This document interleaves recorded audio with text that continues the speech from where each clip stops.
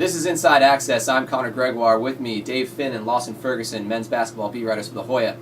Last week, the Hoyas squeaked out one at USF after a loss to UConn. First, guys, I want to get your reactions about the USF game. Dave. Well, it was clearly a lethargic game. It wasn't very pretty to watch at all. Austin Freeman looked like he was still a little bit off. Looks like that ankle is bothering him. He's 0 for 12 from 3 since he twisted his ankle against Marquette. A little bit of concern, but Chris Wright picked up the slack, scored 26 points, made some key free throws down the stretch. Georgetown got the win.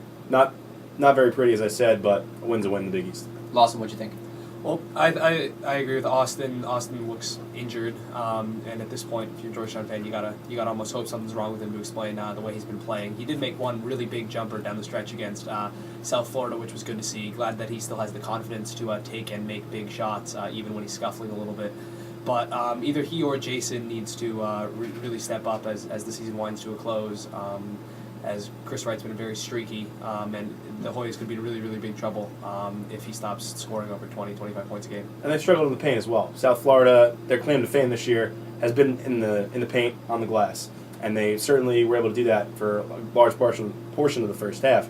And Georgetown again fell into the trap of not getting after it on the offensive glass. Yeah, and the game after giving up a really big performance to UConn's Kemba Walker, they struggled with South Florida's Gilchrist, who had one of his best games in a while.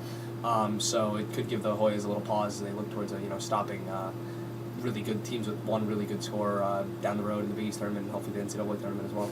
I mean, overall, the loss to UConn and then squeaking by USF, how concerning was this last week of play for Georgetown in your eyes, Dave?